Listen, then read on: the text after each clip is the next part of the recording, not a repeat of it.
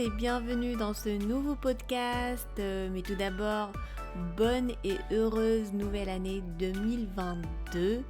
Je vous souhaite une année avec beaucoup de bonheur, sérénité, paix intérieure et bien sûr la santé. La santé, c'est très important. J'espère que cette année va être pour nous tous une année douce et une année de joie et de bonne santé.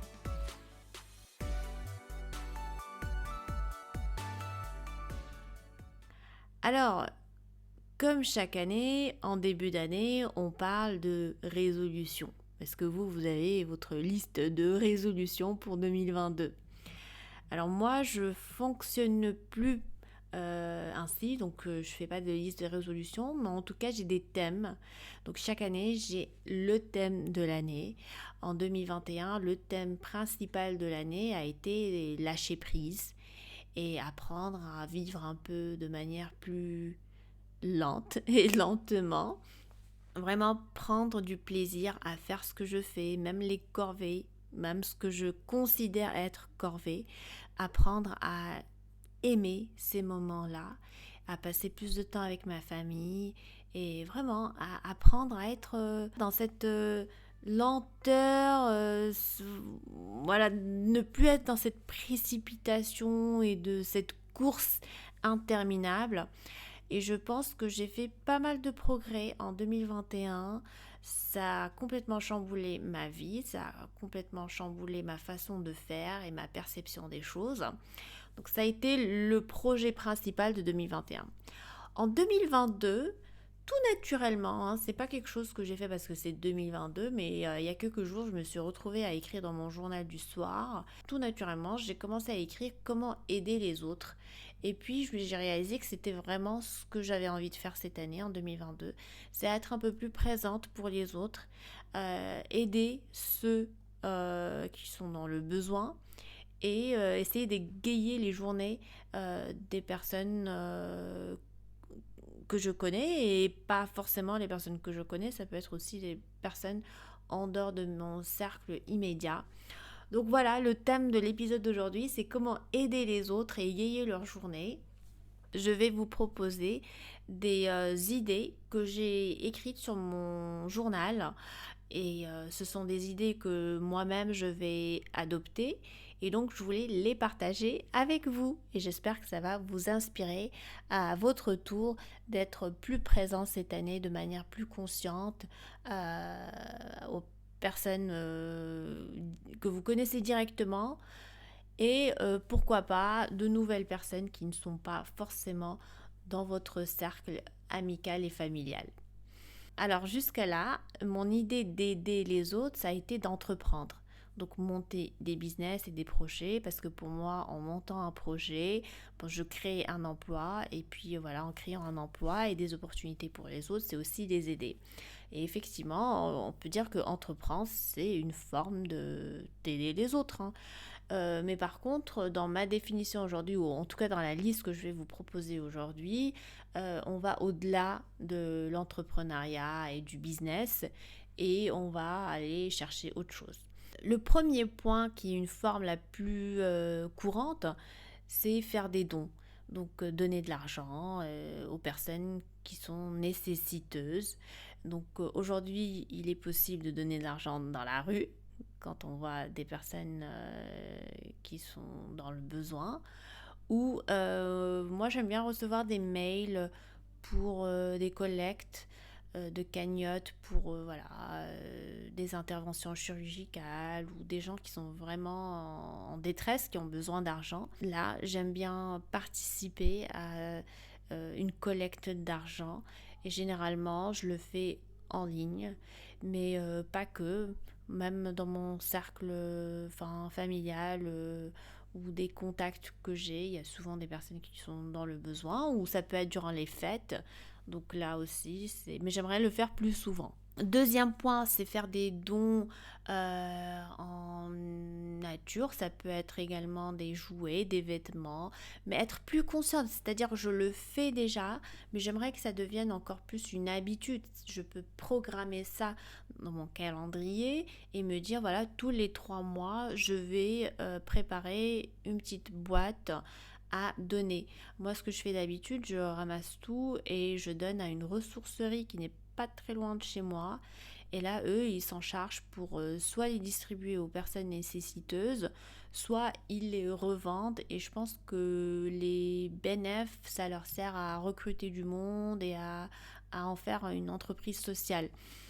Et donc moi, j'adore ce type de projet parce que effectivement, ça crée de l'emploi, ça crée une richesse, et puis c'est ce qu'on veut. Troisième point, c'est devenir bénévole. Alors j'ai une toute petite expérience de bénévolat dans une association que je viens de rejoindre il n'y a pas très longtemps. La cause pour laquelle je suis bénévole, c'est pour aider les enfants atteints de cancer. Donc j'interviens dans les hôpitaux. Je peux vous dire que c'est pas vraiment facile, c'est lourd. Avoir affaire à des enfants qui sont malades, qui voilà, savent pas s'ils vont vivre ou pas. Et surtout qu'en rentrant chez moi, bah, moi j'ai 2 garçons qui sont vraiment, qui ont beaucoup d'énergie, et donc on se dit oh là là, mais la vie est injuste.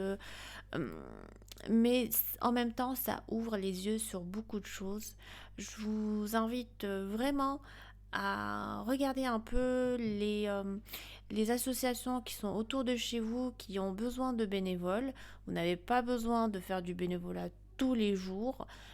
Moi, c'est une fois par quinzaine, et puis ça me fait du bien, ça leur fait du bien.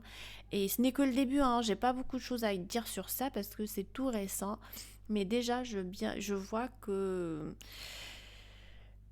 y a un besoin. Il y a un besoin, et si on peut faire du bien autour de soi, bah, il ne faut pas hésiter à le faire. Quatrième point, c'est enseigner. Et vous le savez peut-être déjà, mais j'enseigne. Je suis enseignante au cycle universitaire. Je le fais pas de manière gracieuse. Donc oui, je suis payée pour les heures de cours que je donne, mais je pense que j'aurais enseigné même si on ne me payait pas, parce que j'adore ça, j'adore transmettre, j'adore partager, et je me verrais bien aussi devenir bénévole dans l'enseignement. Donc s'il y a effectivement des associations qui ont besoin de profs ou d'enseignants, je pense que oui, je pourrais bien lier les deux à un moment donné. Mais ça peut être juste aider votre voisine du coin parce qu'elle a un peu de mal en maths ou en physique. Donc voilà, c'est vraiment vous donner un coup de main aux personnes qui sont dans votre entourage et qui ont besoin d'aide ou d'encouragement ou de soutien. Le cinquième point, c'est adopter. Vous pouvez adopter un chien, euh, un chat, un poisson rouge. Moi, j'ai eu une expérience l'année dernière avec les poissons rouges. J'en ai pris 3. Ils sont tous morts. Pauvres poissons, et ça m'a fait vraiment mal au cœur. Donc là, je suis pas prête à adopter d'autres animaux. Euh, et parfois, j'ai envie de... Enfin, je flirte avec l'idée d'adopter une personne, c'est-à-dire un enfant. Mais malheureusement, ça ne sera pas possible dans notre famille, quoique j'aurais vraiment bien voulu faire sortir quelqu'un de la détresse, et puis lui permettre d'avoir une vie normale, d'avoir un foyer, d'avoir un peu d'amour et d'affection. Malheureusement, dans mon cas, ça ne se fera pas, mais voilà, c'est une autre idée. Sixième point, c'est guider, coacher et soutenir les autres. Donc, vous pouvez avoir un rôle de guide, de coach, et apporter un soutien moral aux personnes qui en ont besoin. Donc, on en a tous besoin, la vérité. Mais vous pouvez voir autour de vous qui est cette personne qui a envie de parler, qui a besoin d'orientation. Peut-être que vous pouvez partager votre expérience avec elle, peut-être que vous pouvez lui donner des pistes ou des recommandations. Donc, regardez un peu voilà, comment vous pouvez rendre votre expérience utile autour de vous. Le 7e point, c'est donner la possibilité à d'autres de s'exprimer. En d'autres termes, c'est en anglais, on dit give a voice to the voiceless. Si vous avez une plateforme, par exemple sur Internet, où vous avez plusieurs abonnés, plusieurs followers, donc ça serait bien de parler des causes dont on ne parle pas suffisamment et profiter de votre, on va dire, entre guillemets, notoriété ou votre réseau pour vraiment mettre en avant ces causes-là. 8e point, c'est héberger. Alors si vous pouvez héberger quelqu'un pour dormir chez vous pendant une semaine, un mois, un an, ça c'est formidable. J'ai pensé à ce point parce que j'avais vu plusieurs annonces aux États-Unis pour héberger des familles syriennes et maintenant afghanes. Et donc là, je pense que c'est formidable de pouvoir vraiment permettre à quelqu'un de démarrer sa vie et surtout dans une phase où on est très fragile, très vulnérable. Héberger quelqu'un, c'est comment dire, c'est life changing, ça change la vie et si on peut changer la vie positivement à quelqu'un, bah pourquoi pas. 9e point, alors ça c'est très courant dans les pays un peu en développement et sous-développés, c'est nourrir quelqu'un, donc lui donner à manger. Mais pourquoi pas, moi je le vois ici en France aussi, on peut acheter un repas et remettre à une personne sans abri. En tout cas, ça fait toujours plaisir. Mais on peut dire que nourrir quelqu'un, ça peut être aussi vos voisins, hein, si vous avez envie de leur faire un petit plat ou un petit gâteau. Moi, je sais que la semaine dernière, il était 20h du soir. Enfin, 20h, vite, effectivement, 20h du soir. Ça peut pas être 20h du matin. C'était 20h. Et quelqu'un avait sonné, j'ai ouvert, et ben c'était le petit des voisins qui m'avait apporté des gâteaux qui étaient tout chauds, fait maison. Et c'était trop sympa de la part de sa maman qui avait préparé des gâteaux l'après-midi et m'avait envoyé ma part à moi. Et donc ça fait vraiment plaisir. Bon, bah, ça peut ne pas rentrer dans aider, mais ça peut rentrer dans égayer les journées des autres.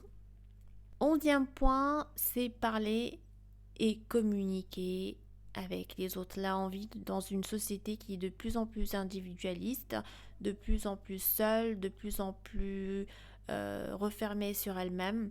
Il y a des gens qui ont envie de parler, il y a des gens qui ont envie de communiquer, mais ils ne savent pas à qui se tourner. Donc regardez autour de vous s'il y a des personnes qui qui ont juste envie de parler. Hein. Ils ont juste besoin d'avoir quelqu'un qui les écoute, en fait. Donc, je pense que ça, c'est hyper important pour que notre société aille mieux. 10e point, c'est aimer et avoir de la compassion. Alors, j'ai fait énormément de travail sur moi pour m'améliorer sur ce point. Alors, la compassion, je me suis rendu compte qu'on peut l'avoir que si on arrête de juger les autres. Donc si on arrête de faire des jugements, d'avoir des opinions sur tout et sur tout le monde. Et donc dès lors qu'on arrête de faire ça, on peut avoir plus de compassion et on peut être un peu plus ouvert aux autres. Et ça c'est hyper important. Aimer, c'est au fait vous vous faites du bien et vous faites du bien aux autres en aimant. Et puis évidemment avoir de la compassion, vous vivez mieux. Quand vous avez de la compassion pour les autres, ben, vous êtes plus serein, vous êtes plus vous-même, vous vous sentez mieux dans votre peau. Alors que quand vous les jugez et quand vous les critiquez, ben, c'est toxique comme ambiance que vous avez au sein de vous. 12e point, c'est passer du temps avec ceux qui se sentent seuls, mal aimés ou autres. Alors je pensais particulièrement aux personnes âgées parce que j'en vois beaucoup ici à Paris des personnes âgées qui vivent seules. Euh, c'est compliqué, hein, c'est compliqué quand on a 75-80 ans, on doit aller faire ses courses soi-même et voilà, on passe ses journées entre quatre murs, il n'y a personne qui nous appelle, il n'y a personne qui nous rend visite. Je trouve ça hyper triste et franchement, si je pouvais avoir un peu plus de temps, voilà, ça serait une autre cause à laquelle je pourrais œuvrer et vraiment pour rendre un peu la vie des vieilles personnes, de nos aînés, un peu plus agréable, un peu plus douce. Et 13e point, c'est surprendre. En d'autres termes, faire des surprises. Alors pourquoi attendre un anniversaire pour faire une surprise? Pourquoi attendre une date particulière pour faire une surprise? Vous pouvez euh, offrir un bouquet de roses à quelqu'un que vous appréciez sans raison particulière. Et vous pouvez faire un petit geste ou emmener quelqu'un que vous aimez au restaurant sans raison particulière. Donc je pense que ces petites choses-là, ça pimente la vie, ça rend la vie plus intéressante, plus joyeuse, plus gaie, et pourquoi pas le faire quand on a les moyens. 14e point et dernier point, c'est être plus ouvert et se montrer plus vulnérable. Et ça aussi, c'est quelque chose sur laquelle je travaille énormément. Alors avant, j'étais cette Iron Woman. Je ne montrais pas mes émotions, mes sentiments. Je laissais jamais une larme couler devant les gens. Donc j'avais toujours cette allure froide.